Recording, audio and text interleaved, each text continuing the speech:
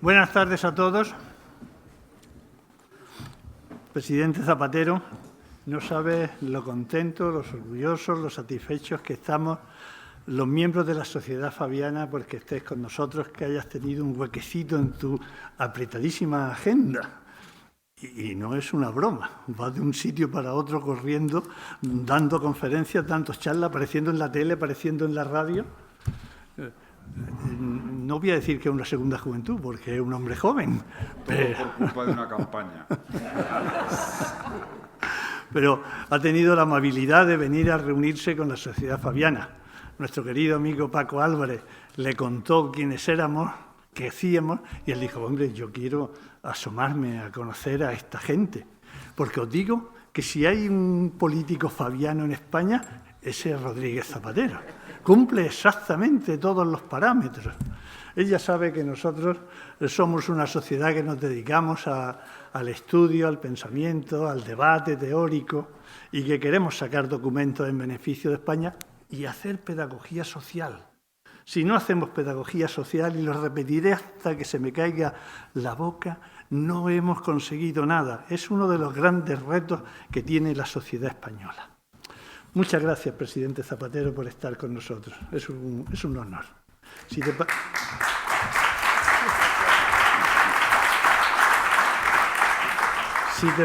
te parece bien, Cándida Martínez dirá unas palabras. Por supuesto.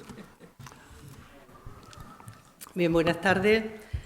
Pues voy a empezar dándole las gracias a José Luis Rodríguez Zapatero por acompañarnos esta tarde en la sociedad fabiana para compartir con nosotras y con nosotros sus reflexiones sobre el momento que vivimos en España y a escala internacional. Y como ha dicho nuestro presidente, es todo un honor tenerte aquí, más en estos momentos, y sabemos además el día que lleva. Bien, la trayectoria de José Luis Rodríguez Zapatero es de todos conocida, desde sus responsabilidades como secretario general del Partido Socialista Obrero Español y como presidente del Gobierno de España, desde allí a su compromiso continuado con la democracia, la paz o la defensa de las personas y colectivos más vulnerables. Su voz se ha convertido, en estas décadas del siglo XXI, en uno de los referentes de la defensa de la democracia, de la ampliación de los derechos ciudadanos, del diálogo como base de las relaciones entre los pueblos, las personas, del combate contra la mentira y el odio, pero también en un referente de verdad y de esperanza. De todo ello me gustaría apuntar algunos aspectos que, a mi entender, han sido relevantes para cambiar la sociedad española. Yo diría que para hacerla más abierta, más moderna, con más calidad democrática y, sobre todo, que ha contribuido a mejorar la vida de millones de personas. José Luis Rodríguez Zapatero supo entender las expectativas y anhelos de mucha gente. Las expectativas y anhelos de una sociedad, la del comienzo del siglo XXI, que había cambiado sociológicamente desde el final del franquismo y necesitaba sentirse representada, acompañada y además que pudieran satisfacer muchas de las demandas que esa sociedad nueva tenía. Si no, no podríamos entender las leyes de igualdad y contra la violencia de género, que significaron empezar a hacer realidad la lucha por la paridad que el movimiento feminista veníamos reivindicando desde tiempo atrás, y llevar a cabo en su sentido más básico aquella consigna para nosotras vieja de lo personal es político, porque lo personal es político, es la ley contra la violencia. Y lo personal es político en esa ley del matrimonio homosexual que rompía siglos de marginación del colectivo LGTBI y, en palabras suyas, defendía el amor en igualdad. La ley de dependencia que respondía a las demandas de otro debate contemporáneo, los cuidados que ya no se pueden hacer en las familias porque se ha cambiado sociológicamente y requería de esa administración para atender a las personas mayores o las personas con discapacidad. José Luis Rodríguez Zapatero supo leer, como nadie, esa realidad. Y no solo leerla, sino transformarla en derechos que consolidaban el estado del bienestar y respondían, reitero, a anhelos y a expectativas. Yo digo que a veces una imagen simboliza ese cambio, esa renovación. Yo recuerdo siempre la foto del primer gobierno de José Luis Rodríguez Zapatero, el primer gobierno paritario de la historia. Y siempre pensé, y lo he dicho en muchísimas de mis clases, ¿por qué he llevado esa foto? Que esa escalinata de la Moncloa, con Zapatero en el centro, y aquella explosión de color que tenían las mujeres, estaba haciendo mucho más por la promoción, para la promoción de la igualdad, que muchos de los artículos que habíamos escrito, tantas, desde nuestros pupitres o desde nuestras mesas de despacho en la universidad. Hay un segundo rasgo que me gustaría resaltar, ese compromiso sostenido con la paz, al que además, de verdad es un regalo, ha dedicado su último libro, te lo voy a promocionar, La solución pacífica. Porque además, ahí, pero no solo ahí, sino que esa es una conciencia de lo que ha sido su trabajo, está desde la lucha por la paz frente a ETA, el diálogo de las culturas, su trabajo de mediación en tantos lugares del mundo. Y además de todo ello se desprende una idea de paz y de su forma de hacerla posible que va más allá de lo que era la paz entendida como final de la guerra o final de un conflicto armado. Una idea de paz, como diríamos desde la investigación para la paz, en proceso imperfecto, es decir, siempre en construcción. O me gusta, cuando lo leía, recordaba esas palabras de María Zambrano, de que la paz es mucho más que una toma de postura. Es una auténtica revolución, un modo de vivir, un modo de habitar el planeta, un modo de ser persona. Y en ese modo de ser persona, incluso siendo presidente del Gobierno, ha cultivado, en ese modo de ser persona pacífico, ha cultivado la empatía, la cercanía, la escucha, el diálogo, la sonrisa. Ante un insulto, una sonrisa. Pero eso sí, sin perder la firmeza en la defensa de las convicciones. Cualidades, sin duda, de un buen mediador, pero, desde luego, cualidades de un líder democrático respetado y querido por su sociedad. Y creo que Zapatero nos da, presidente, nos da otra lección igualmente importante en estos tiempos, la lección de la lealtad, algo básico. La lealtad hacia su partido, hacia su Gobierno y su presidente del Gobierno, en tiempos tan difíciles y complicados cuando hay que ayudar. Y esa lealtad también hacia su país, lealtad de defensa de su país, entendido como la defensa de sus ciudadanos y ciudadanas. Por tanto, queridos amigos y amigas de nuestra sociedad fabiana, compañeros, compañeras, escuchar sus reflexiones, tal vez también sus preocupaciones, su visión del mundo actual desde su rica trayectoria personal, lo hemos dicho, es todo un honor. Es una voz que arroja luz y esperanza. Él mismo lo dice en este libro. Milito en el lado de la esperanza y por ello la comunidad internacional debe de reflexionar sobre las sombras que acechan a la democracia. Pues estamos dispuestos a escucharte. Muchas gracias por estar con nosotros. Gracias.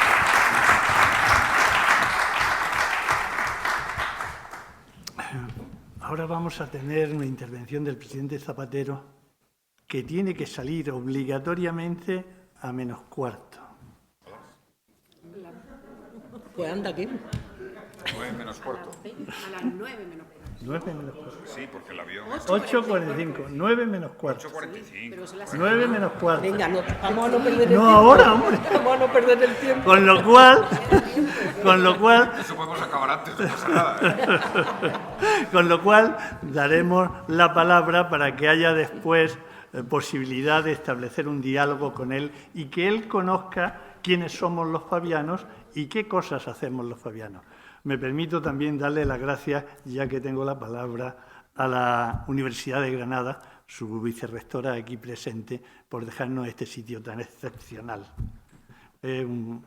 Una maravilla. Muchas gracias, Marc. Presidente, cuando quieras, perdóname. No, muchas gracias. Debo decir que después de las palabras de Cándida, pues casi me daban ganas de decir el acto terminado, ¿no? Porque ha sido tan generosa y tan llena de contenido que me estaba simplemente afirmando lo que está siendo esta tarde, ¿no? Lo decía en el acto que hemos tenido con la vicerrectora, con Marga, para hablar de feminismo, de esa propuesta valerosa, como he recordado que la consideraba Clara Campoamor. Y la tarde ha sido emocionante, porque me entregaban un premio y he compartido la entrega del premio con Josefa. Josefa era una señora que tiene 94 años. Trabajaba desde los 7 años. Se ha sentado a mi lado, me ha cogido la mano y no me ha soltado. Y entonces me ha dicho, cada frase que me decía era una tesis doctoral de filosofía de la vida. Y me dijo, eres como un hijo para mí. Dijo, mi marido, ay, mi marido. Había muerto su marido, dice, su marido. Éramos pobres, pero muy honrados. Pobres toda la vida. Dice, la vida hay que entenderla. Unos tanto y otros tampoco. Dice, tengo 94 años. Aquí estoy, me sigue gustando bailar. Josefa. He quedado en ir a verla a su casa. Tienes que organizarlo, Paco. Porque me ha parecido, es decir, estas lecciones de la vida, que seguramente no estudió, porque si trabajas de los 7 años, ¿no? Y me ha recordado lo que me decía un veterano compañero militante del Partido Socialista, que hizo en la universidad, porque eso forma parte del saber también, ¿no? Un militante que me dijo una vez, lo que se aprende sin estudiar no se olvida. No podemos olvidar lo que hemos aprendido. Lo que hemos aprendido de la historia de este país, en nuestra propia experiencia generacional. Cuando Cándida invocaba lo que representó el tiempo de mi periodo político, de mi mandato, había una referencia que supe interpretar, ¿no? Un nuevo anhelo que se producía y que se expresa siempre generacionalmente. Es decir, los cambios suelen ser generacionales. Y la grandeza de un país es cuando sabe integrar el cambio generacional, comprenderlo, entenderlo. Es como una nación está consolidada, hecha. Es igual que una universidad. Sucede igual que una universidad. Cuando entiende los cambios, cuando los que estaban empujan a los que vienen. Y esa interpretación generacional era clara. Había un mandato. Yo pertenezco a una generación, Rafa, que nos acompañó siempre desde el primer momento, ¿eh? Me alegro mucho de que estés aquí, siempre con tanto cariño y lealtad. Había un mandato. Mi generación fue la primera generación que ha vivido siempre su mayoría de edad en democracia en España. La primera. Yo, con 18 años voté la Constitución. Somos los baby boomers, por cierto, la generación más extensa, lo cual nos vino muy bien electoralmente porque yo tenía ahí un factor importante, ¿no? Nuestras cosas cuentan, ¿no? Entonces nosotros debíamos de hacer un nuevo empuje democrático de aquello que democráticamente en la transición no se podía haber hecho. Por la prudencia de la transición democrática, que yo valoro y respeto. Fue inteligente. Yo no iba a enmendar a mi padre, que tiene 98 años, pero la cabeza muy bien, y que respaldó, a pesar de que sufrió la dictadura y el franquismo, respaldó esa transición moderada, donde primó la reconciliación ante la reivindicación de la memoria justa. Y yo sabía que pertenecía a una generación que tenía un deber, el deber de poder llenar determinadas lagunas. Lagunas que en nuestro país tenían que ver con 3 cosas fundamentalmente. Lagunas de nuestra democracia. Desde una concepción que siempre he tenido y defiendo en el libro, que la democracia es una promesa abierta, es una esperanza, siempre por concluir, siempre por culminar. Nunca habrá una sociedad perfecta. Lo que sí sabemos es que hay una capacidad ilimitada, en mi opinión, de la especie humana y de las sociedades de ir conquistando derechos y progreso. Hay una capacidad ilimitada. Si no entendiéramos eso de nuestra especie, pues no hubiéramos dado los pasos de progreso y la palabra esperanza sería una palabra que se haría añicos. La hay. Y esa es la concepción de la democracia que plasmé en 3, como decía, ¿no? Una lucha contra la discriminación. Esto me parece muy importante, porque veo el perfil generacional que hay aquí. esta reflexión que voy a hacer, que hice hace un momento. Una lucha contra la discriminación en favor de la igualdad, de la reducción de las desigualdades. De ahí, simbólicamente, la primera ley, que fue la ley contra la violencia de género. ¿Por qué?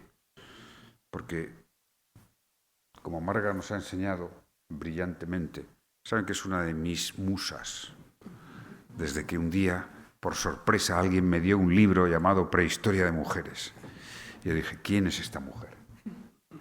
Y a partir de ahí, pues estamos en un idilio, que debería llevar a que hagamos cosas importantes en favor de la igualdad y del feminismo. Y esa ley representaba una potencia simbólica muy grande, porque era combatir la discriminación más lacerante, más injusta, la que ha pervivido más a lo largo de los siglos, en su manifestación más intolerable, que es la violencia sobre las mujeres. Y de ahí todas las leyes de igualdad, la ley de interrupción voluntaria del embarazo, la ley de la autonomía personal frente a la dependencia, que pensé en Granada, luego haré referencia a eso, que pensé en Granada, que imaginé en Granada, y lo que suponía esa concepción de la democracia. ¿Por qué me parece importante esto? Porque esto sí que es un debate que en la izquierda últimamente ha tenido una cierta relevancia y que me preocupa. Cuando no es infrecuente, ahora, por ejemplo, en todo el debate de los Estados Unidos, emerge esto, ¿no? Emerge la idea de decir, no, la izquierda ha primado las políticas de identidad. Estamos en ello, ¿no? Y seguro que aquí hay alguien que incluso le seduce esa idea, que es una idea inoculada desde la derecha, desde el aparato de pensamiento de la derecha, ¿no? Ha primado las políticas de identidad frente a las políticas tradicionales de defensa de lo social, de los trabajadores y tal. Este es uno de los dilemas que tiene que resolver la izquierda y el Partido Socialista. Porque está ahí, tum, tum, tum, tum, ¿no? Emerge de vez en cuando.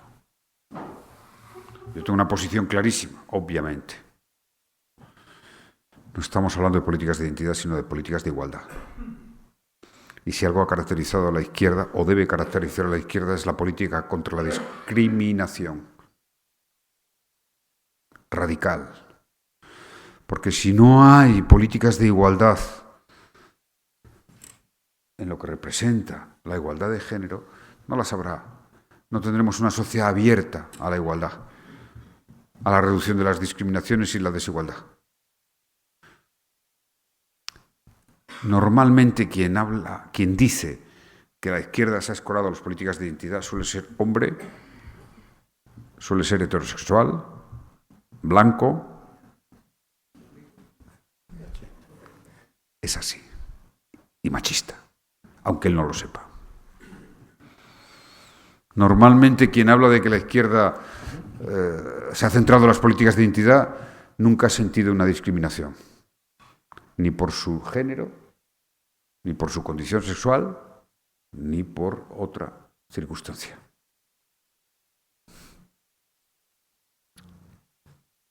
Por supuesto que en la igualdad de género se juega la definición de la igualdad en una sociedad. No hay mayor desigualdad que la discriminación. Y toda discriminación comporta unas sociedades iguales. Me inspiro mucho en quizá la aportación intelectual no economicista, sino desde el punto de vista de la filosofía política, más relevante sobre la igualdad, que es la del pensador francés Pierre de Rosanvallon, en una obra que siempre recomiendo. Hoy a una compañera me ha preguntado, ¿qué me recomiendas leer? Digo, La sociedad de los iguales, de Pierre de Rosanvallon. Hace un relato magnífico de la trayectoria de la igualdad, de lo que suponía en la democracia, en la Revolución Americana, en la Revolución Francesa. como se obvió, ¿no? Por cierto, también sería interesante que la sociedad fabiana profundizara. En ese libro hay magníficos textos y reflexiones sobre cómo el socialismo siempre se opuso al proteccionismo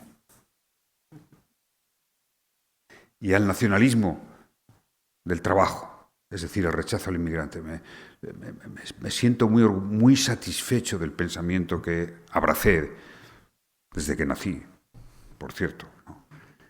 Y de ver que los mejores textos de nuestra historia están en contra del proteccionismo. Estaba pensando, después de lo que ha pasado ayer, escribir un artículo sobre eso, ¿no? Y todo el caudal de pensamiento socialista, socialdemócrata en general, ¿no? Muy bien, debate a veces con comunistas y tal, ¿no? Pero en favor de la libertad, del comercio internacional, de la inmigración, de los que los trabajadores tienen derecho a buscar su destino, ¿no? Y creo que entroncamos en el horizonte democrático en favor de sociedades progresistas, teniendo como eje de un proyecto político la igualdad de género. Tanto es así que es el combate central que la reacción de la derecha está dando, aquí y en Estados Unidos. Esta tarde me he sentido muy reconfortado de ver esa fuerza y la cantidad de jóvenes que había, mujeres jóvenes en el Congreso, este Congreso Internacional Feminista. No puede ser de otra manera. Un Congreso, si es feminista, es internacional, porque no hay nada más universal que el feminismo, más amplio, más creativo, más ilustrador de lo que es y representa una sociedad amable, pacífica, sensible, una cultura del amor, una cultura de la relación. Eso es el feminismo. Y tenemos que ser, yo creo que es muy importante para un movimiento político como el nuestro, que es el socialismo democrático, la sociedad fabiana. Somos hijos de la Ilustración. Es más, somos ante todo eso, ilustrados. O queremos ser ilustrados. Pero queremos defender la Ilustración, queremos defender el conocimiento, la ciencia, la cultura. Todo, la cultura que al final es un fruto del diálogo, porque es la palabra la que nos lleva a dialogar, a preguntarnos, a investigar, a conocer, a leer, a pintar un cuadro, a imaginar un guión de una obra de teatro. Es el diálogo. Lo digo en el libro, ¿no? Citando a Borges. Saben que me dedico a Borges, ¿no? Bueno, a dar mítines y a Borges, ¿no? Pero Borges dejó escrito diciendo: todo empezó con dos griegos dialogando. Ahí empieza la cultura occidental, lo que llamamos la cultura occidental. Si dos griegos se pusieron a dialogar, a razonar, no pretendían convencerse el uno al otro, simplemente poner argumentos, razonar, escucharse. Y así empieza la cultura occidental. Dejaron al lado la superchería y la religión, o las religiones. Es decir, entonces me parece que es fundamental que tengamos esa actitud de reconocimiento intelectual al feminismo como la aportación más importante de los últimos 50 años en el campo de las ideas y en el campo social de las reformas democráticas y de los cambios en positivo en la historia. Hagamos ese reconocimiento de humildad. La grandeza es que buena parte de la izquierda y del socialismo democrático lo ha incorporado, pero no es una fuente propia. Siempre digo, como reproche, pero significativo, que lo único que han coincidido el liberalismo y el marxismo en la historia es preterir la igualdad de género y los derechos de las mujeres. Lo único que han coincidido. Por eso se han equivocado uno y otro. Sin embargo, el feminismo, todo lo que ha abierto el feminismo ha sido constructivo. No se le puede reprochar al feminismo ningún hito negativo, ni en el método ni en las ideas a defender. Me parece, por tanto, que no son políticas de identidad, son políticas de igualdad, que, por cierto, es el alma de la democracia, la contraseña de la democracia, casi de una sociedad civilizada, de una sociedad que razone, de una especie que nos consideremos algo más, que es esencialmente, sí, como me decía Josefa de 94 años, me decía, entender la vida, dice, pero unos tanto y otros tampoco. Dice, me cuesta entender la vida, sí, me ha costado con 94 años, unos tanto y otros tampoco. No hay mayor afán que la igualdad. Yo creo que precisamente lo que supone está clarísimo, ¿no? Esta reacción reaccionaria que se está produciendo, ¿cuál es ¿a dónde atacan la igualdad? Esencialmente la igualdad de género. En la pérdida de este meteorito que nos ha caído, que es Trump, ¿no? Que les ha caído sobre todo a los norteamericanos. Un meteorito, en toda regla, ¿no? Han ido escalando, ¿no? Todo empezó en el Tea Party, luego era la Alternative Right, era iconoclasta, rebelde, outsiders, en fin, cuestionaban el sistema, y al final han acabado en el puro negacionismo.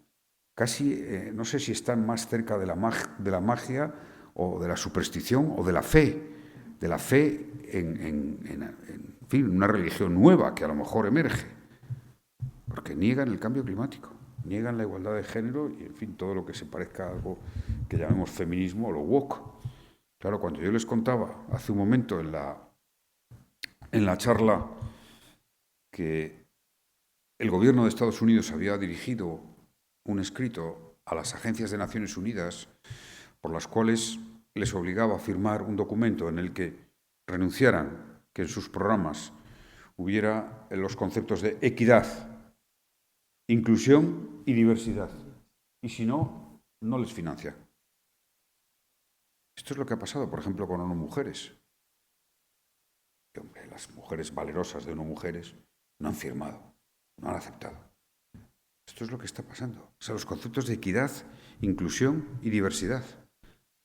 Es decir, hay un negacionismo de la igualdad, del cambio climático, de las vacunas y ahora ya, que es lo último, lo más interesante, ¿no? Porque claro, esto es un shock para todas las derechas mundiales. Ahora ya han negado hasta el básico conocimiento económico, con lo que ayer hizo Donald Trump. Ha mandado a la hoguera desde Adam Smith a todos miles y miles de pensadores clásicos, neoclásicos, que han trabajado siempre intelectualmente por el libre comercio, las sociedades económicas abiertas, la transacción internacional, el valor de la integración de las cadenas de valor, y que han condenado, porque además el último ejemplo hace un siglo, en los años 30, de una acción proteccionista que protagonizó Estados Unidos, fue la debacle, monumental debacle, ¿no? Y ahora dices, bueno, ¿qué puede producirse ahí, ¿no? Intelectualmente? Pues es un negacionismo, estamos más cerca de una religión, de la fe. No sé si meterá una nueva religión trampista, lo cual ya, bueno, pues claro, pensando en ese país, en el que yo tengo vivencias tan insólitas, pues todo puede ser, ¿no? Que cualquier día veamos, en fin, coronado en una... Es que es la negación del conocimiento. O sea, es una enmienda a la totalidad de la sociedad fabiana. Lo que representa el trampismo. O sea, ya no es que sea de derechas o de izquierdas, las derechas están consternadas. Muchas derechas están consternadas. Porque dicen, oiga, vamos a ver, el máximo representante de la derecha del mundo, que es el presidente de los Estados Unidos cuando gana la derecha allí, pues, ofrece un programa insólito, ¿no? O sea, es que ni Khrushchev, ¿no? O sea, proteccionismo, además completamente, que es otra de las características, arbitrario y caótico, ¿no? Con lo que ha presentado. Sí, pienso que esto será efímero. El trumpismo va a ser efímero. La aceleración del tiempo y la reacción normal de la sociedad mundial va a llevar a que sea efímero. Me la puedo jugar. Va a durar poco. Va a durar poco. Va a durar poco. Esta es mi tesis. Claro, nosotros tampoco debemos estar quietos, ¿no? Es decir, que hay que Pero claro, tenemos un espacio intelectual y político extraordinario en este momento, ¿no? Para hacer lo que siempre marca el dominio o la hegemonía o la mayoría o la adscripción política ganadora, como queramos denominarlo. A mí lo de hegemonía no me gusta porque es muy gramsciano y lo utiliza Pablo Iglesias y Monedero y estos, ¿no? Pero, claro, confrontas con ellos, pues ves que hay poco, ¿no? Pero esa mayoría social, progresista, entre comillas, aunque el término, solo se renueva con el impulso de nuevas reformas, de nuevos proyectos y de nuevas ideas. O sea, la izquierda avanza cuando promueve cambios y reformas, cuando marca un nuevo horizonte. Y lo pasa mal cuando defiende el castillo. Esto es clave. Es decir, porque les citaba mi experiencia de la reforma de los derechos, el afán por la paz y la estabilidad de España, que fueron mis objetivos. Logré dos bastante bien. Lo de la estabilidad de España con Cataluña se quebró, pero ahora estoy en ello. Y creo que con bastantes posibilidades de éxito. En fin. Y eso era, es decir, era un mandato generacional de abordar temas que en nuestra historia reciente no había podido abordar y de abrir nuevos espacios a la igualdad, a la paz. El fin de ETA supuso el fin de 2 siglos de violencia política en España, continuados. Pueden ir para atrás o para adelante. Terrorismo, dictadura franquista, guerra civil, insurrecciones, guerras carlistas, guerras con Marruecos. 2 siglos de violencia política ininterrumpida. Eso no es la historia de nuestro país. Ya llevamos 13 años sin violencia política, sin que haya un solo muerto por política. Si la sociedad española esto no lo valora, lo incorpora a lo que yo denominaría una institución social que anide en la conciencia del conjunto de la sociedad, pues correremos el riesgo. Nuestra democracia nació como nació. Una debilidad institucional evidente. Yo lo he explicado y es una de las asignaturas pendientes que tenemos. La presidencia del gobierno no es una institución, no es una institución. Cuando llegas allí, no hay nada. No había ni archivos. O sea, ustedes imagínense, cada presidente se va a su archivo. Y no somos capaces todavía como país de que los presidentes, todos lo hemos intentado, ¿no? Volquemos un archivo y esté el archivo de la presidencia del gobierno en una institución pública. Fíjense, bueno, no sé si aquí hay algún historiador. Sí, bueno, pero, o sea, es para tirarse de los pelos nuestra debilidad institucional. La monarquía, qué debilidad institucional.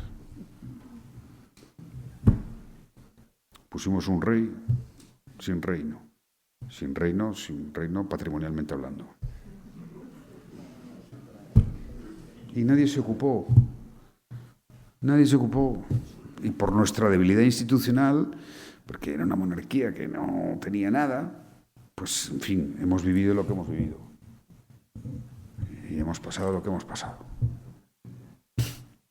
Y por tanto, pues, hay que abordar reformas.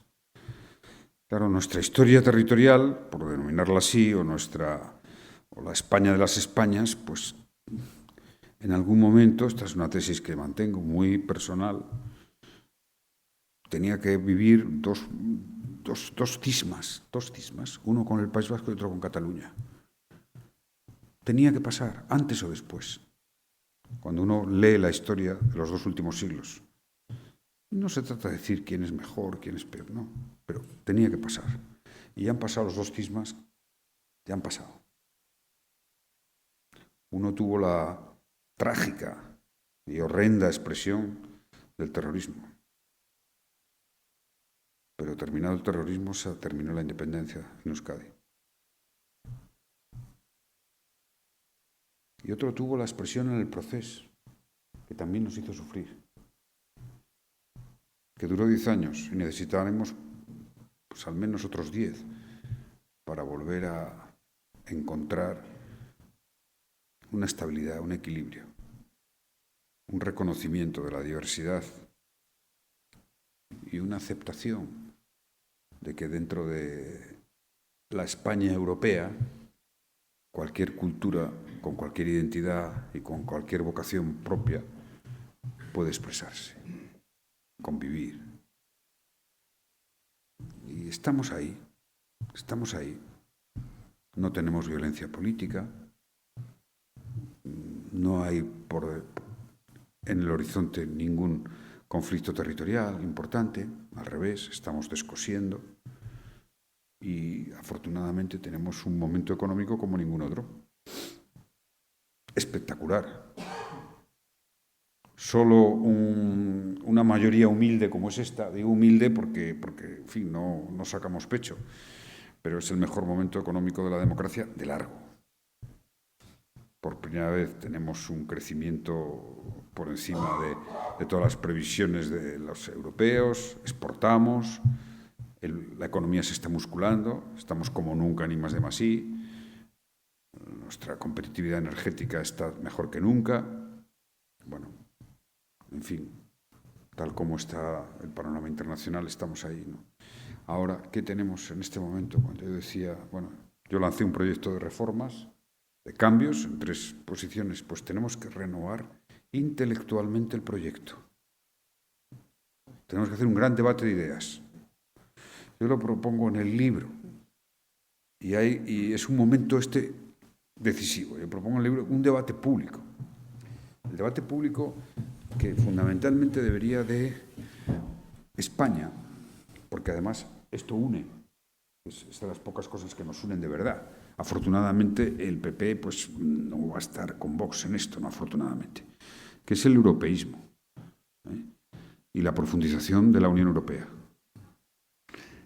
Lo único bueno que hemos visto ayer por la noche de Donald Trump es que se refirió a todos nosotros como Europa.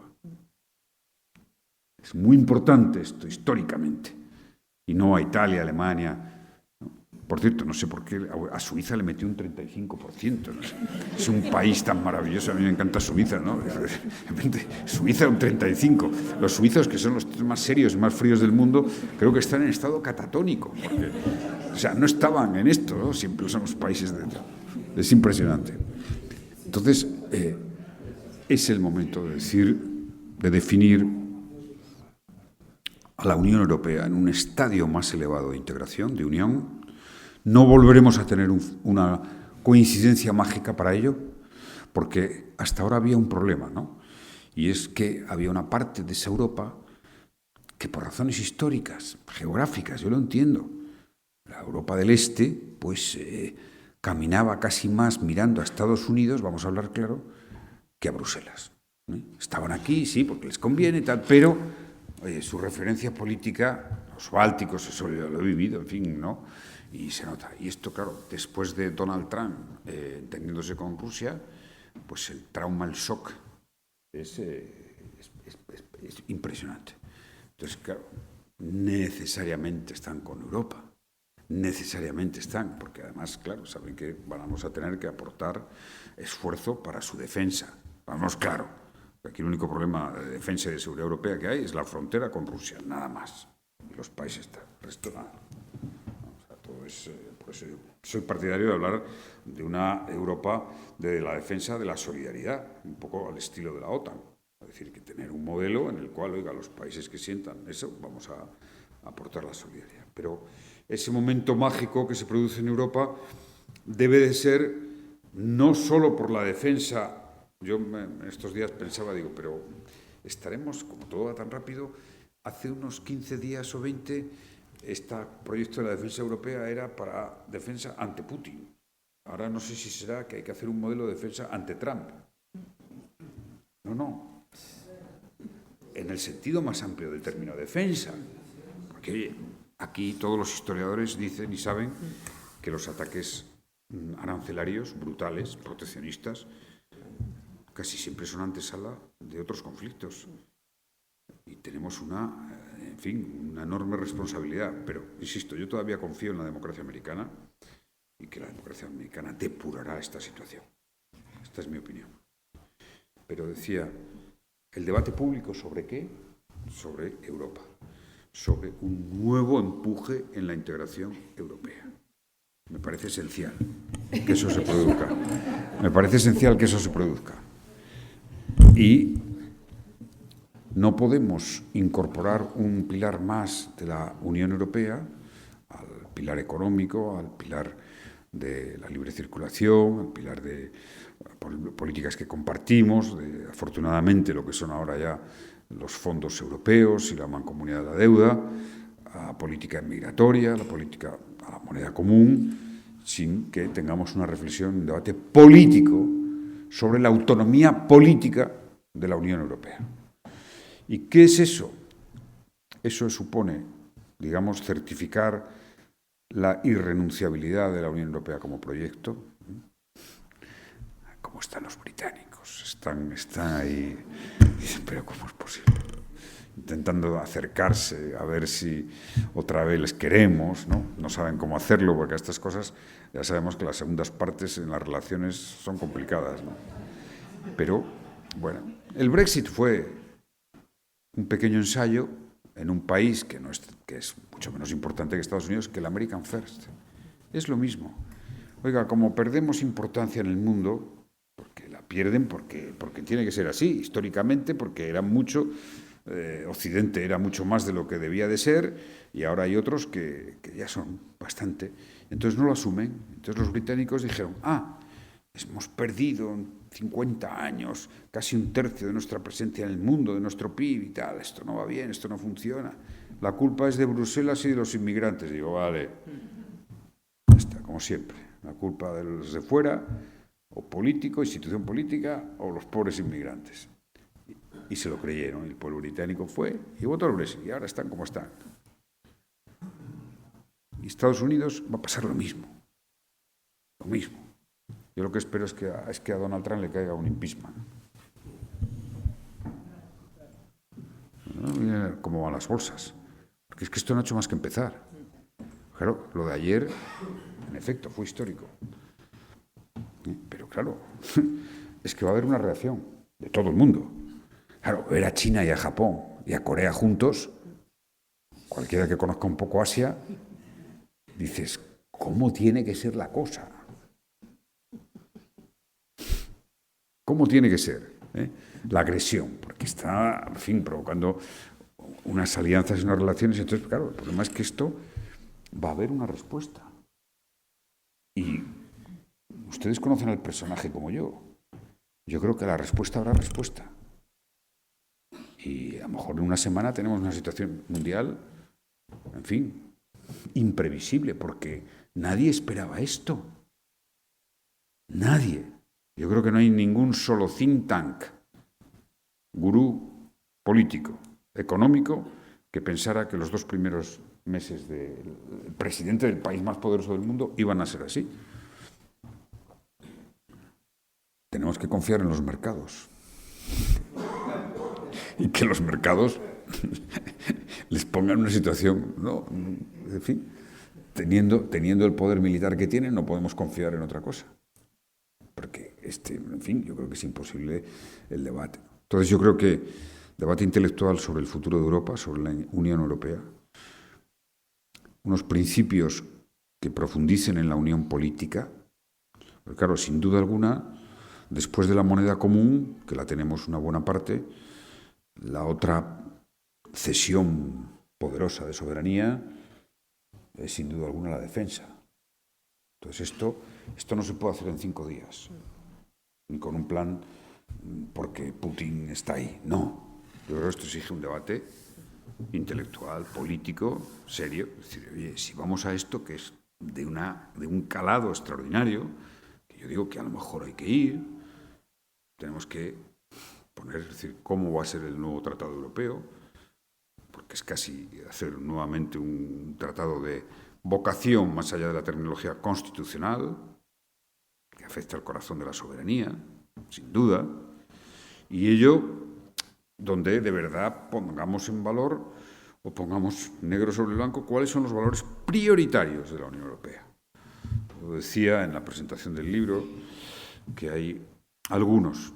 O sea, yo creo que la Unión Europea debe hacer una reafirmación de lealtad a la Carta de San Francisco, al sistema de Naciones Unidas, que es el único texto, la única constitución política que hay en las relaciones internacionales, que establece unos principios muy claros. 1, la solución pacífica de los conflictos. 2, el respeto a la integridad territorial. 3, la prohibición del uso de la fuerza, salvo en caso de defensa o de la autorización del Consejo de Seguridad. El principio de cooperación entre naciones, de colaboración, sin distinguir regímenes políticos, latitudes geográficas o momentos históricos de cada una de las naciones. Esto es algo... A mí me gustaría que todos los países tuvieran un sistema político demoliberal, pero no es disponible por nosotros. Es más, voy a decir algo que es un poco como el libro, que claro, hablar de la paz en este momento parece contracorriente, ¿no? O contraintuitivo, pero voy a decir algo contraintuitivo también. Todo este debate que hay en nuestras democracias, un poco, en fin, un poco afectadas, un poco debilitadas, que se achaca esa debilidad a los sistemas no democráticos, autoritarios, es una trampa intelectual, una falsedad. Nuestras democracias están débiles por nosotros mismos. Es más, les diré, cada vez que intentamos abrir la brecha y negar la relación con los países que no son de nuestro sistema político, estamos perjudicando nuestras democracias. Estamos debilitando nuestras democracias. Es así. ¿Por qué? Porque nosotros tenemos una gran opinión de nosotros mismos. Pero esto no lo comparte todo el mundo, con razón o sin ella.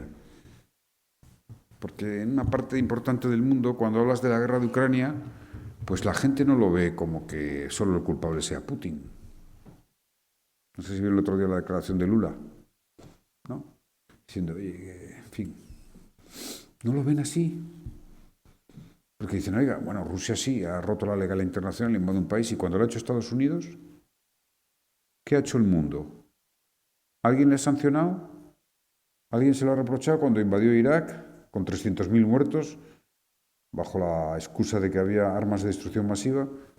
Entonces nosotros tenemos que tener, si hay algo que caracteriza al ilustrado Occidente, o a lo que queda del ilustrado Occidente, es la autocrítica, la capacidad crítica. Eso es lo que nos distingue.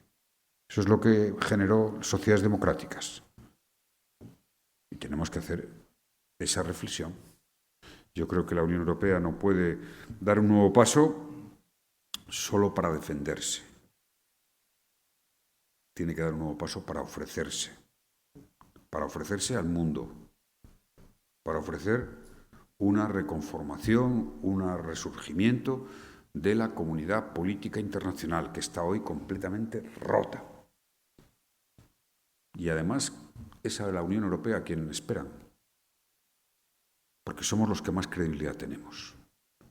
50 años largos de paz, unión económica, democracia, no estamos en guerra con nadie. Latinoamérica, Asia, dejo ahora al lado Estados Unidos, está esperando a que la Unión Europea lance una propuesta.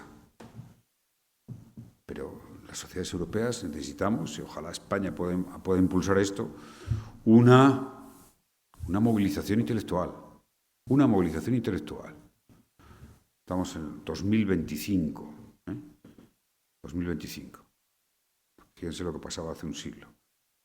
Llevamos 25 años de este siglo, que empezó muy bien,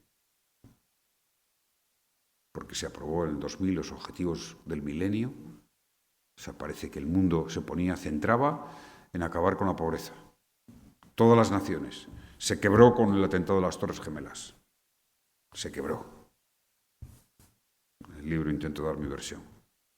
Y luego ya la crisis financiera y la decadencia de Estados Unidos nos ha llevado a donde estamos. No hubiera habido extremas derechas renacidas si no hubiera sido el trumpismo, como estamos viendo aquí ahora al obediente Abascal. Es muy interesante ver a la derecha patriota española, ¿no?, estar sometida nada más y nada menos al país que nos quitó la mitad del territorio en Estados Unidos. Porque no nos olvidemos, ¿no? La mitad del territorio era nuestro. Es que paradojas de la historia, ¿no? O Bascal, que le llamó, ¿no? O Bascal le llamó Trump, sí, no. Entonces, claro, nosotros tenemos que hacer un esfuerzo de reafirmación intelectual, de principios, de proposición política para Europa, y que esa proposición política para Europa sea para el mundo. Esto es lo que me parece más perentorio. Yo creo que esto es como la actividad investigadora. O sea, no puedes dejar de abrir nuevos caminos. O sea, simplemente si decimos qué malo es Trump y qué miedo a la extrema derecha y cómo están reaccionando contra el feminismo, no vamos a hacer nada. No. Son las ideas, las nuevas ideas. Y yo creo que en este momento la izquierda tiene que ofrecer un proyecto de comunidad política al mundo, de comunidad política internacional. Si hay que hacer una propuesta de reforma de la Carta de San Francisco, hágase. Oiga, ¿qué costará? Que a lo mejor no llega, pero tengamos una propuesta de fondo, de calado, de reforma del Consejo de Seguridad. Y eso solo se puede hacer desde la Unión Europea. Solamente la Unión Europea tiene autoridad para ello. Me parece que es fundamental. Más allá de eso, les diré que la coyuntura internacional lo va a condicionar todo, con esta insólita situación creada en la primera potencia del mundo.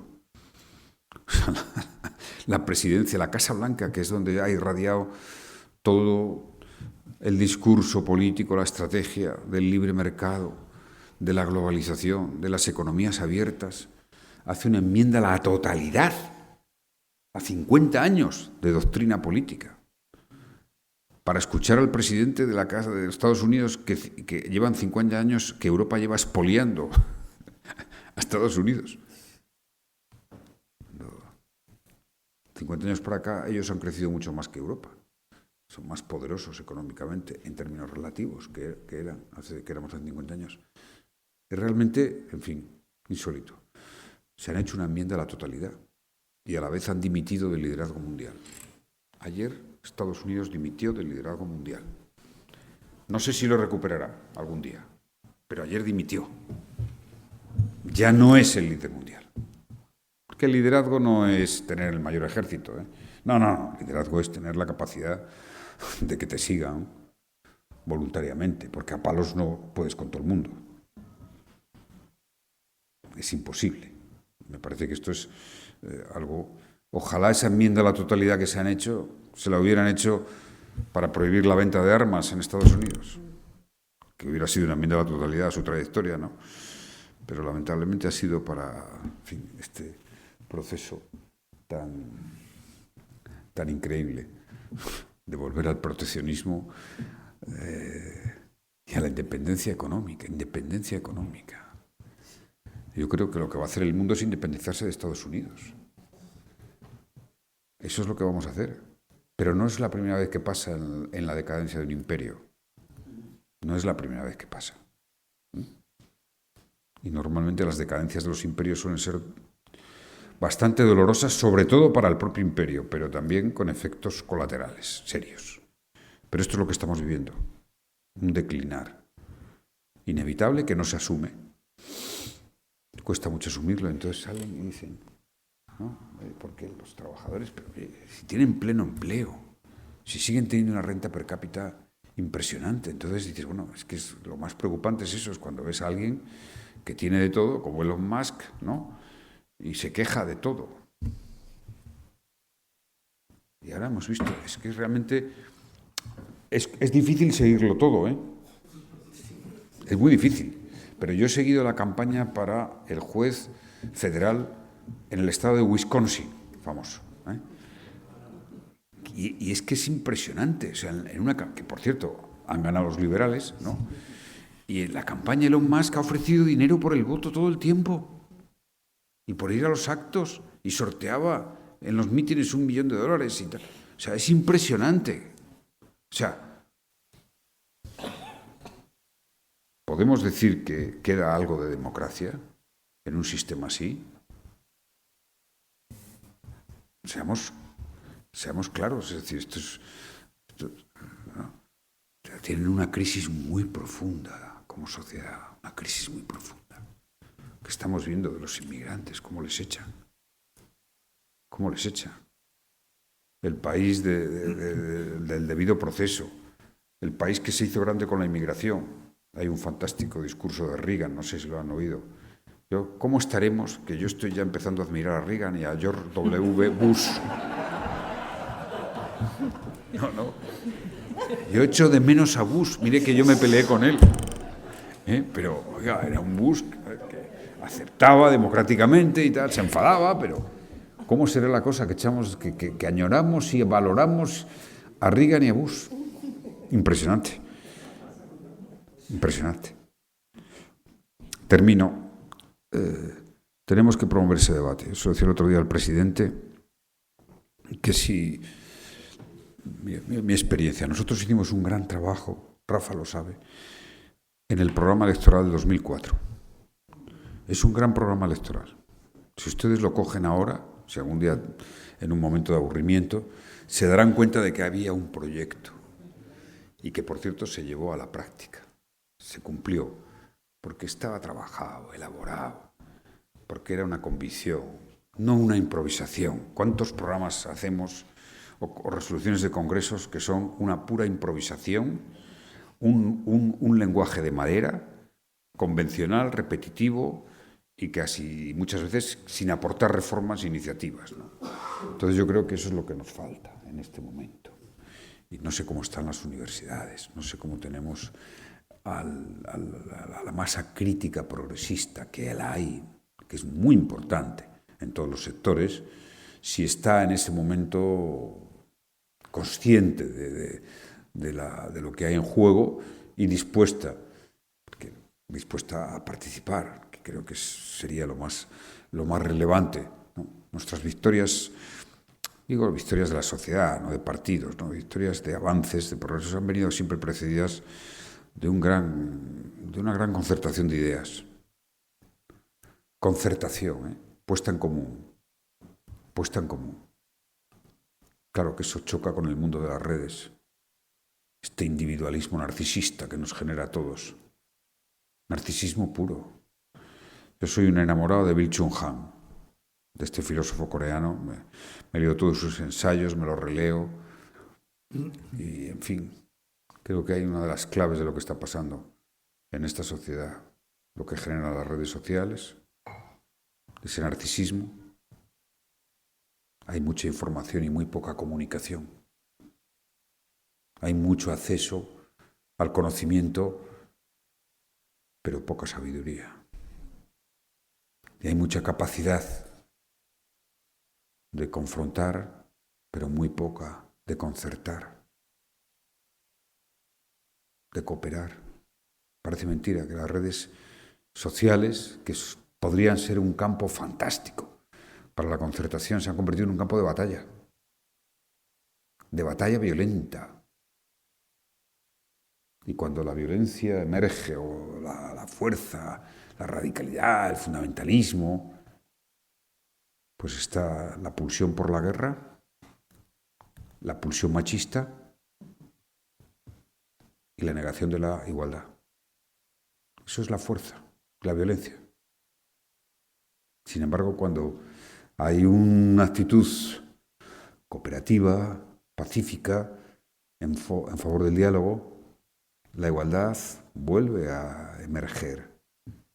en todos los terrenos. Y esto de las redes es lo que en este momento yo creo que nos debe de preocupar más esencialmente. No es fácil, ¿eh? Porque las sociedades tardan en digerir y no sabemos cómo van a digerir todo lo que está pasando. Que es muy serio, con la inteligencia artificial y con la capacidad que tienen los logaritmos de provocar nuestras peores expresiones. O sea, es muy duro estar en las redes. Yo no estoy en ninguna, pero me mandan cosas, ¿no? El tono que se utiliza a cualquier cosa. O sea, no lo reflexionamos, pero sale alguien y tal, y ves los comentarios, todos son brutales, pero brutales. O sea, mandan odio. Y el odio es la antesala de la violencia. Siempre ha sido así, ¿no? Entonces tendremos que hacer algo muy serio con esto, muy serio. Y debe formar parte de este debate. Oiga, los filósofos tienen que decir algo sobre esto. Los filósofos tienen que decir algo. Yo echo de menos la época de los grandes manifiestos. Bueno, ahora han salido científicos, 2000 científicos en Estados Unidos, un manifiesto está bien, pero es muy economicista. Es un poco solo pensando en lo suyo, en la investigación. Hay que hacer manifiestos pensando en la sociedad, en este momento en el mundo, aunque suene un poco exagerado. Yo creo que es muy importante. Un congreso de intelectuales por la democracia en el mundo, por la paz en el mundo. Yo creo que eso es imperioso. Soy más optimista sobre España que sobre el conjunto de la situación internacional. España vamos a tener la legislatura el tiempo que queramos, el tiempo que quiera el presidente del gobierno, y eso es muy positivo, muy importante. Y bueno, creo que si somos capaces de reformar y renovar y lanzar proyectos políticos innovadores, pues podemos competir en condiciones adecuadas. Pero yo creo que cuanto más se agudice, aunque suframos un poco el trumpismo, mejor. Más rápido será todo. Siempre al alba le antecede la máxima oscuridad. Yo dimito de la especie a la que pertenezco si el trumpismo es una corriente que se impone en el mundo. Dimito, sinceramente.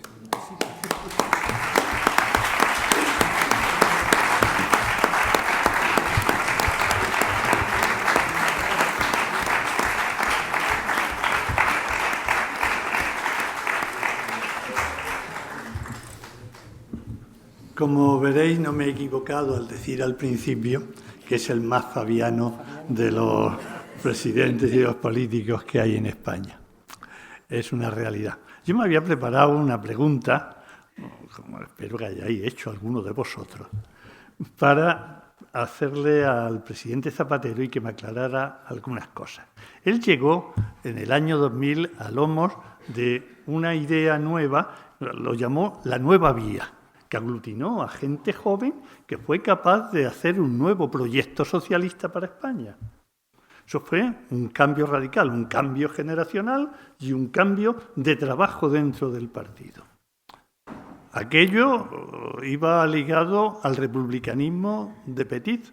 Era la primera vez que oíamos la inmensa mayoría hablar de Petit y compramos el libro inmediatamente a ver qué pasaba allí. Y bueno, yo me había hecho la pregunta hoy de decir si hace 25 años ideaste esto, hoy, 25 años después, ¿qué es el socialismo? Lo que pasa es que lo ha contestado a lo largo de toda su intervención. ¿Qué es el socialismo en el 2025? Y lo ha ido contestando. Sin embargo, hay una cosa en la que no ha hecho suficiente hincapié, en mi opinión. Es en la participación del pueblo. Nosotros somos un movimiento intelectual. Queremos movilizar a los intelectuales, que los intelectuales produzcan buenos documentos y teorías. Lo vamos a hacer. De hecho, aquí tengo ya el primer documento que hemos hecho, que te lo entregaré para que lo veas con detalle. Bien hecho. Es un trabajo excelente. Pero me preguntaba, cuando yo me puse a montar la Sociedad Fabiana, una compañera dice, ¿y en qué nos vamos a diferenciar del resto de think tank, de gente que está pensando y haciendo cosas? Y yo le dije, en que hay que llegar a los ciudadanos, que hay que movilizar a la ciudadanía, que la idea no se puede quedar en nosotros, sino que hay que trasladarla a la sociedad. Porque si no, es que vamos solos, no llegamos. Y eso es lo único que en tu discurso, que creo que está imbuido, no le has puesto suficiente intensidad y que creo yo que hay que ponérsela a la gente, mover a la gente, no solo a los intelectuales que queremos, a la gente que no es intelectual y a la que tenemos que llegar. Totalmente de acuerdo. Parece que es clave y que además eso forma parte de una sociedad que no quiere ser una sociedad como la Sociedad Fabiana, que no quiere ser recrearse en un buen trabajo de investigación, sino que eso sirva como acicate. Yo creo que estamos en un momento en el que esto se acelera. Estamos en un momento en el que se exigen manifiestos del alcance de la Declaración de los Derechos del Hombre y del Ciudadano. Va a ser así, ¿eh? Y seguramente en una coordinación intelectual internacional. Importante. Yo tengo un acto el día 25 de abril en Guernica con actores internacionales en favor de la paz. O sea, que tengamos esa visión. 2. Sí, ¿cómo llegar? Yo me pregunto dos cosas. Uno, las redes son un factor disolvente, porque a la gente le cuesta otros elementos de participación cuando tú tienes aquí todo y te llega aquí todo lo que quieras y tu casita y tal, y estás tranquilamente, pero esto no genera comunidad, esto no genera sociedad. Ese es el problema, esto genera individualismo. Y para hacer cosas juntos que de verdad socialmente fomenten la idea de compartir, la idea común, hay que ir más allá de esto. Hay que ir más allá de esto. Y en este momento tenemos una dificultad objetiva que no ha tenido de momento respuesta. Yo no creo que no se pueda salir. Hay que salir a la calle, hay que verse en las aulas, en los centros de investigación. Hay que hacer los debates directamente. Con esto no vamos a poder. 2. Yo te digo mi experiencia. Yo me planteo menos lo de llegar a la gente porque todo el día estoy en auditorios, si no es de más o menos, pero con mucha gente, ¿no? Y además, y sé que cuando salgo a alguna entrevista, pues sé el impacto que tiene y demás, ¿no? Importan mucho los contenidos. O sea, no desesperemos.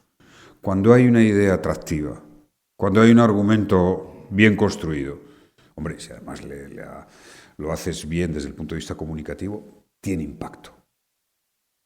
Tiene impacto. Ahora, la sociedad hoy es tan atractiva mediáticamente y comunicacionalmente que si les metes un ladrillo, es que ni a nosotros mismos. O sea, que es que no es fácil. No es fácil. O sea, que tiene que haber calidad en el contenido. ¿Cuántas ediciones llevas del libro? 9 ediciones.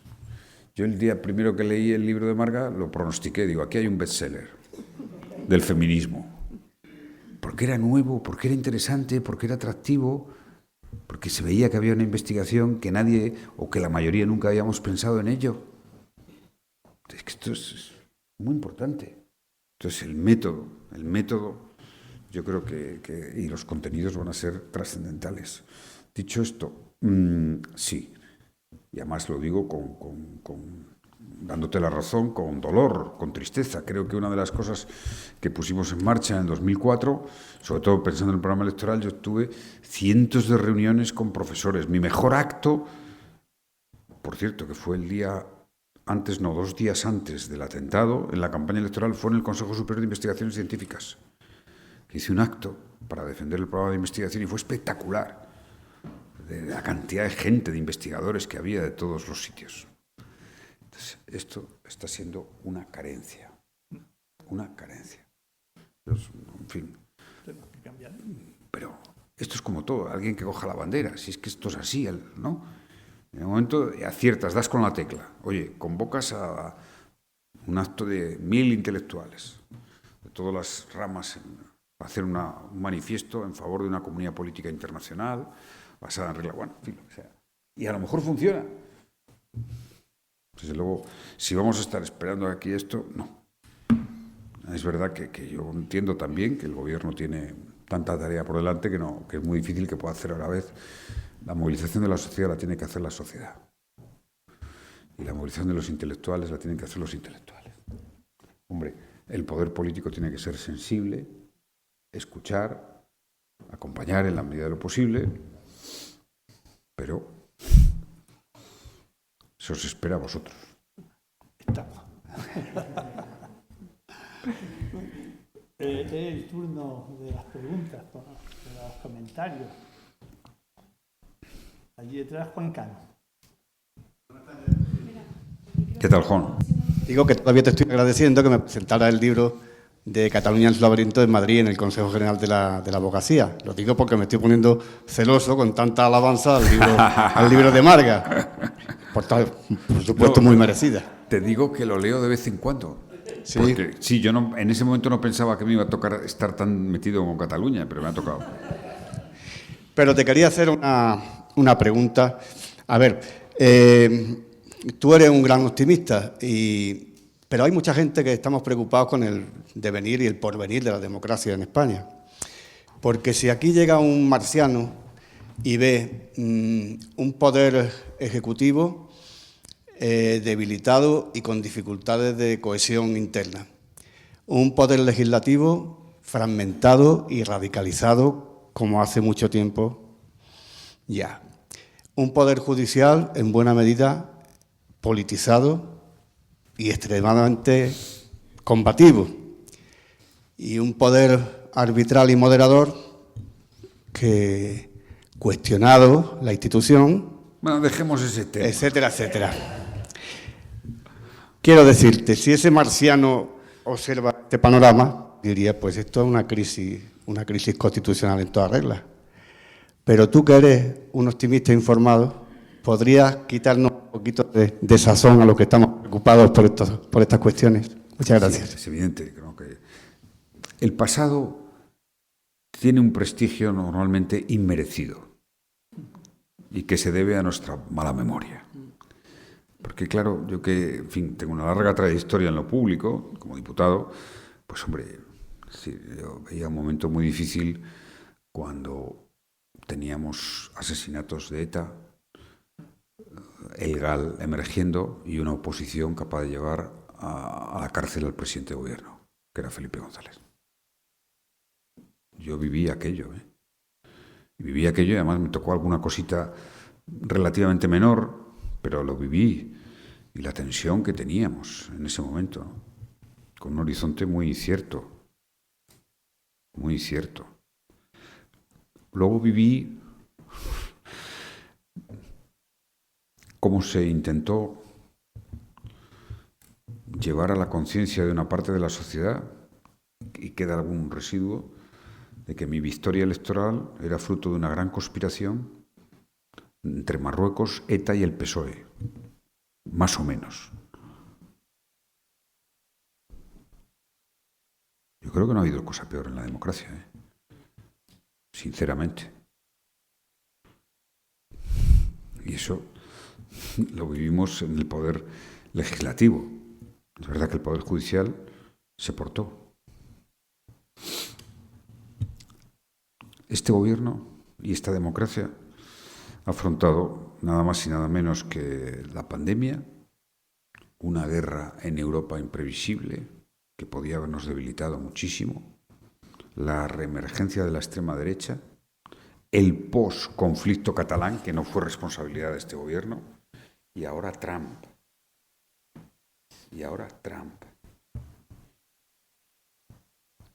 Y gracias a la firmeza del presidente, sé de lo que hablo, gracias a la firmeza del presidente no tengo ninguna preocupación. Yo creo que ha habido un momento, lo que más me preocupa, no me preocupa la actitud de la oposición, porque ya sé cómo son. Creo sinceramente que Feijóo no tiene ni proyecto de gobierno ni proyecto de oposición,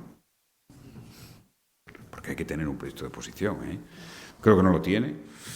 Y además, bueno, esta posición de Trump con la preocupación que podemos tener, no me preocupa la fragmentación parlamentaria.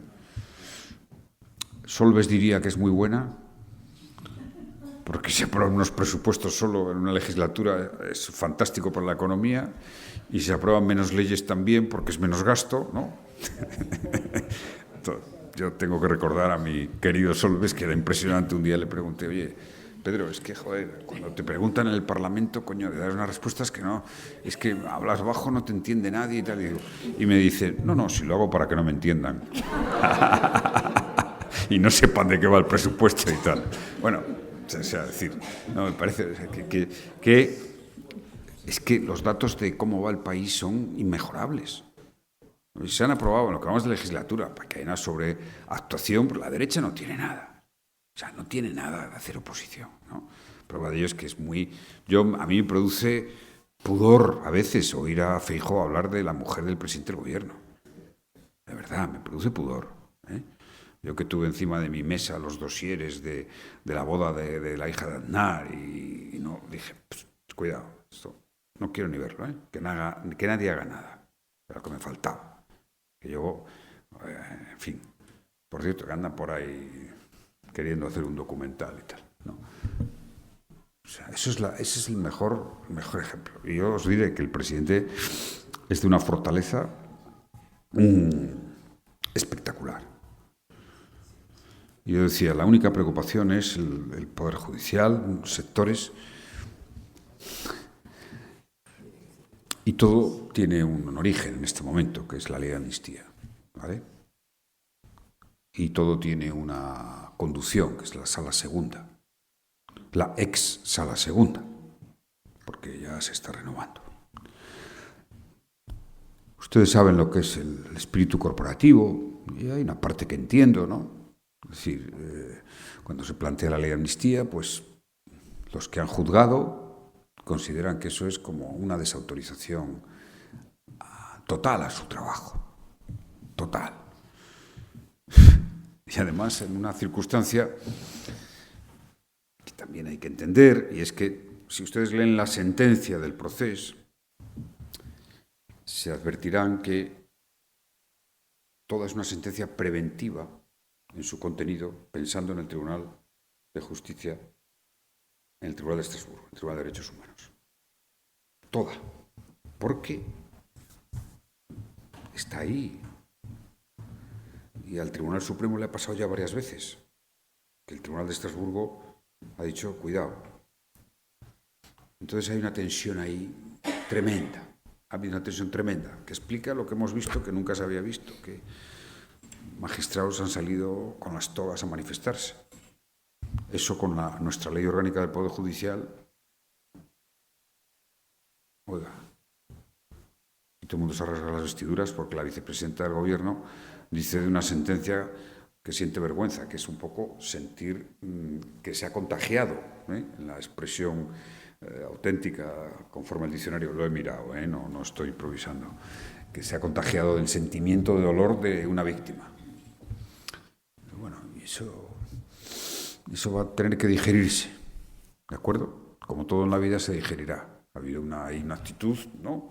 En fin, tiene que llegar el Tribunal Constitucional, que va a llegar, obviamente, y a partir de ahí, bueno, yo creo que tenemos que tener primero la inteligencia de saber qué es lo que pasa, que es la parte única preocupante, yo diría, de todo del esquema. No, que el Parlamento esté más fragmentado o menos, eso no es una patología del sistema, es una fisiología del sistema, de los ciudadanos que votan de una manera.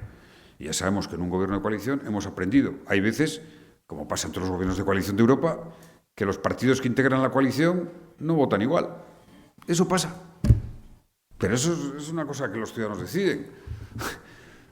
Yo creo que el bipartidismo tendrá tendencia a reforzarse, pero de momento no se ha reforzado lo suficiente para emitir. No me preocupa la situación del legislativo, no. lo único que me preocupa de verdad es este momento con el Poder Judicial.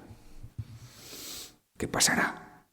Hay que hacer, como todo en la vida, una de cal y una de arena, ¿no?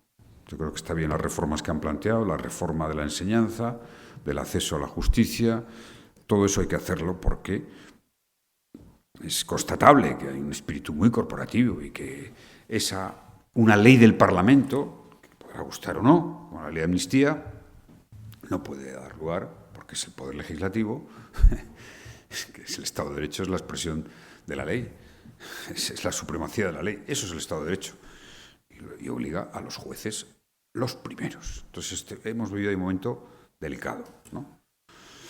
Me puedes decir, ¿le han vivido todas las democracias? Casi sí, ¿no? En algún momento u otro, no digamos ahora lo que pasa en Estados Unidos con el Tribunal Supremo, lo que va a pasar ahora con Le Pen en Francia, cuidado, ¿eh? Pero no creo que tenga más alcance. No creo que tenga más alcance. El día que vean a los amnistiados, que ya más o menos está asumido, los amnistiados, definitivamente, pues algunos se revolverá, pero como el país va a ir bien, como lo de Cataluña va a funcionar, no tengan ninguna duda, pues eso irá socialmente y políticamente, reacomodándose. Pero, ya se lo digo, esta es mi interpretación, creo que es una interpretación solvente, permítame que lo diga así, pero este es el problema que hemos tenido. El problema que hay desde el punto de vista de esa visión institucional de preocupación es ese, está aislado, sabemos por qué, y creo que eso, cierto tiempo se irá diluyendo, ¿no? Que quedará ahí y sobre todo, hombre, yo creo en los contenidos mucho, ¿no? Será muy importante leer la sentencia del Tribunal Constitucional, por supuesto, porque aquí ha habido, la gente empezó a disparar la ley de amnistía antes de que se produjera, ¿no? Yo creo que eso antes de que se aprobara. Eso no. Pero bueno, es normal. Si es que todos en nuestro trabajo somos como somos, ¿no? Yo cuando era gobierno y un Tribunal Supremo me anulaba un decreto, no me gustaba. Si eres Tribunal Supremo y llega el Parlamento y te dice que va a amnistiar a los que te has condenado, no te gusta. Es así. Y ha habido, sí, hombre, movido por la prensa, por la derecha y tal, un exceso, ¿no? Es verdad que, lo de Cataluña fue con lo que fue, pero solución pacífica. Esto es lo que se trata, porque creo que merece la pena.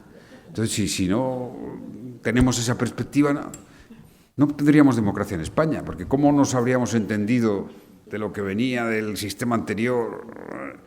Y de ahí, diálogo, perdón, diálogo. Eso es como se construye, yo creo, en sociedades pacíficas. Yo recordaba a Kennedy el discurso famoso de la paz que hizo 5 meses antes de que le asesinaran en la American University, que es fantástico. Eso indica el retroceso, En plena Guerra Fría, un discurso de Kennedy poderosísimo. Decía, hay que discurrir al mismo tiempo por el camino de la libertad que por el camino de la paz. La libertad y la paz no son separables. Y es verdad. Yo añadiría además que la libertad y el progreso. Cuando tienes una sociedad pacífica que está en paz, internacional o nacional, puedes avanzar en otras muchas más cosas. Entonces, por ahí mi empeño en este proyecto. Muchas gracias. Bueno, ha sido una intervención verdaderamente magnífica, muy sugerente, con un montón de claves. Decía que puestas todas en común pueden ofrecer un planteamiento, un panorama para el futuro verdaderamente interesante. Pero yo tenía pensado muchas cosas, me han sugerido muchas más conforme iba hablando, pero al final me quedo con 3 aspectos que realmente creo que a lo mejor merecerían una reflexión más profunda. Uno de ellos es, Trump no es tanto un meteorito, sino desde mi punto de vista está siendo como una especie de agujero negro, que esperemos que no consuma su digamos, la finalidad que tiene un agujero negro. Pero lo cierto es que se está rodeando de unas energías nefastas que son las grandes tecnológicas, los grandes agentes globales económicos y tecnológicos que se imponen al poder de los Estados, y estamos viendo el resultado tan nefasto y tan catastrófico que está generando, no solo en el poder político y en la influencia política que pueden tener, sino sobre todo en cómo están lavando los cerebros de muchísimas personas. Y eso está llevando a que el populismo tenga un auge extraordinario, impensable en momentos anteriores, y todo eso supone una amenaza fortísima para la democracia a nivel mundial. Es decir, en Estados Unidos ya se ha convertido en un sistema, desde mi punto de vista, autocrático. Ya lo es, salvo que pase algo que haga revertir la situación en relación con Trump, como tú decías. Pero tampoco Europa ha digamos, aprendido esa lección. En Europa no tenemos una inteligencia artificial propia o redes sociales propias que contrarresten todo eso. Eso es una infraestructura esencial ahora mismo para Europa, como tantas otras, como la defensa y otras cuestiones más que podríamos relatar, pero que tú lo has hecho antes perfectamente. Por lo tanto, ese elemento de Europa para mí es clave, estoy totalmente de acuerdo. Pero la pregunta que yo me hago y que te hago a ti en relación con Europa, ¿está Europa ahora mismo en condiciones de hacer eso? ¿Realmente Europa está en una posición en la que puede conseguir una integración que es absolutamente demandada para el orden mundial? Porque realmente se trata de eso, de el orden mundial. Eso por un lado. Por otro lado, pienso que también es importante, como decía, que la sociedad civil y sobre todo los intelectuales pues empiecen a producir, pero los veo totalmente desconcertados. A una mayoría, es decir, no todo el mundo, evidentemente. Pues fíjate, el otro día Habermas escribía, bueno, daba muchas claves en el país. Ese tipo de reflexión es lo que hay que promover, y como decías, efectivamente. Pero mi pregunta sigue siendo, ¿no prima ahora mismo un gran desconcierto? Estamos como paralizados porque no sabemos cómo reaccionar, porque somos conscientes en el fondo de que las claves que nos han movido antes no funcionan ahora. ¿Y por qué no funcionan? A lo mejor eso nos retrotrae a la pregunta anterior. Y ya puestos a ser críticos, pues yo pienso, has mencionado muchas cosas, pero no te has referido al partido. Has hablado del Parlamento, del Ejecutivo. Pero ¿y el partido?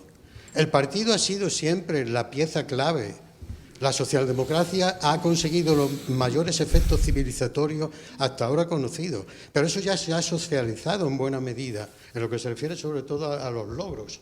Pero ahora tenemos una amenaza mundial, ha cambiado el orden mundial, la democracia está en peligro y el partido político, o los partidos políticos de la socialdemocracia no se empeña más que en ejercer como una especie de muralla, tú lo decías, anclados en la gestión, pero no en la reflexión, Y esto es lo fundamental. Y yo digo, ¿qué le está pasando a la socialdemocracia en estos momentos que tendría que estar absolutamente volcada? ¿Qué le está pasando? ¿Qué hacemos? Y ni siquiera somos capaces de primar la democracia interna. Entonces, me gustaría que hablara un poquito de esto. Se me ocurren más cosas, pero... No, muy bien. Contesto rápido. Primero, Europa, sí. Las señales son positivas. Es verdad que puede ser apremiados por lo que ha pasado con Trump y porque tenemos el frente de Rusia, pero las señales son positivas. Yo sigo día a día al canciller alemán, que en definitiva es la clave. Y el gobierno de coalición, de la Cross Coalition, que ha hecho, y el discurso del canciller me hacen tener confianza en que el proceso de integración de la Unión Europea va a dar un salto cualitativo. Me gustaría que fuera, pero todos tenemos el deber de promover esas ideas, un salto cualitativo más político y que conformáramos esa visión de la Unión Europea que dé respuesta no solo a nuestra democracia, a nuestra estabilidad, a nuestro crecimiento económico, a la defensa ante ataques como el de Trump, sino también que ofreciera al mundo esa visión global de una nueva comunidad política. Si Habermas decía algo de eso, me parece que es interesante. Y segundo, sí, claro, la segunda parte te doy más la razón, es decir, creo que necesitamos un resurgimiento intelectual y político desde las fuerzas socialdemócratas, por supuesto, que es un poco más que el partido, ¿no? Porque es un poco más que el partido, es decir, el partido a veces ha tenido un papel, otras veces son personalidades del partido, otras veces ha sido, pues en fin, puede ser la sociedad fabiana, puede ser no, pero aquí lo sabéis bien, en esta universidad que tuvisteis personalidades tan relevantes, pero sí, ese es un agujero que yo comparto, que existe. Es verdad que tenemos un partido muy volcado en la gestión y en el mantenimiento de la mayoría parlamentaria, que lleva muchas horas. Entonces, pero sí, ese vacío, y es verdad que no sé por qué, pero cada fundación que ponemos en marcha ahora avanza. Yo tuve ideas, pero no funciona. Tenemos que hacer una serie de autocrítica, algo pasa. Yo creo que había que hacer una especie de autopsia, ¿no? Una autopsia a ver por qué nuestras fundaciones no tienen ninguna pegada. Documentos, preparan ideas, pero no las transmiten. Pues puede ser, pero... Nada más que le llegan a los dirigentes. No, bueno, yo no soy dirigente ahora, pero a mí no me llega nada. O sea, yo todo me lo fabrico yo. O sea que... Primero, agradecerte como universitario granadino, como representante en un momento dado, de instituciones y del partido, de haber hecho posible y llevarle la paz y la justicia a tantas familias por haber iniciado la ley de memoria histórica que en el 2007 ha sido la base.